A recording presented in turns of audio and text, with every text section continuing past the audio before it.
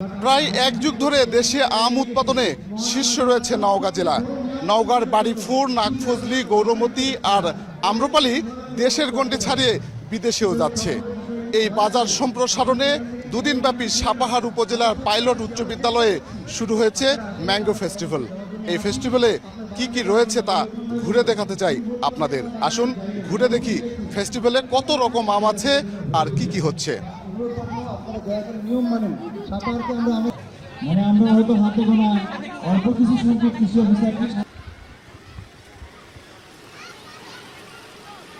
এই আম নওগাঁয় আমের বাণিজ্যিক রাজধানীর খ্যাতি এনে দিয়েছে।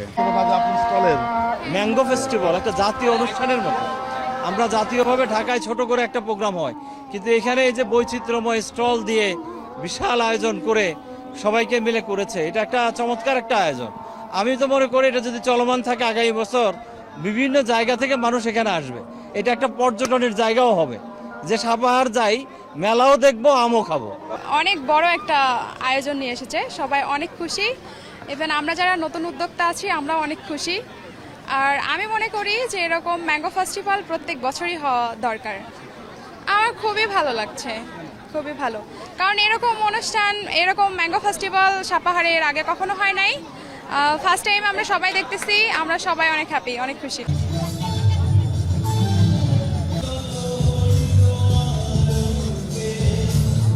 স্টলগুলোতে স্থানীয়ভাবে উৎপাদিত 180 জাতের আম প্রদর্শন করছেন চাষিরা। এছাড়া আমের তৈরি বাহারি খাবার নিয়ে হাজির হয়েছেন শতাধিক উদ্যোক্তা।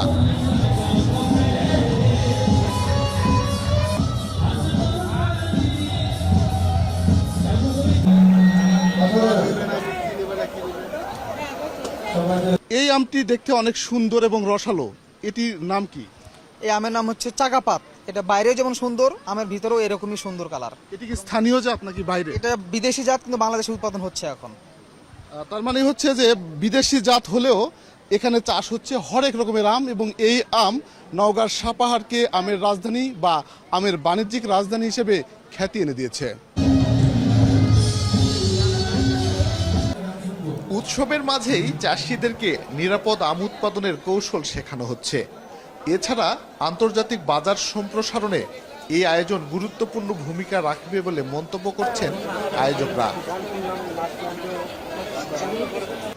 স্টলগুলোতে স্থানীয়ভাবে উৎপাদিত 180 জাতের আম প্রদর্শন করছেন চাষিরা।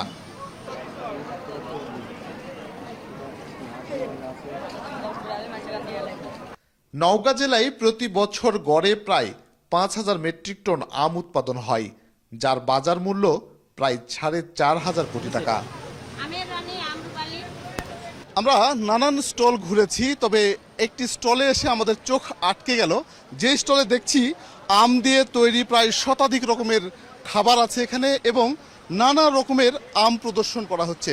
বলা হচ্ছে বিশ্বে যত রকমের আম উৎপাদন হয় এই নওগাঁর সাপাহারে সেই আম উৎপাদনগুলো করা সম্ভব। এখানে যারা উদ্যোক্তা আছেন তারা কি বলছেন? আপনারা যে আমটি নিয়ে আছেন, এই আমের নাম কি? এই আমের নাম হচ্ছে আম্রপালি, আমের রানী আম্রপালি। দিন গড়িয়ে সন্ধ্যা নেমেছে, তবুও জমজমাট উৎসব। এই ছিল নওগাঁর সাপাহার পাইলট উচ্চ বিদ্যালয়ের আম ফেস্টিভ্যাল। শফিক ছোটন, যমুনা নিউজ, নওগাঁ।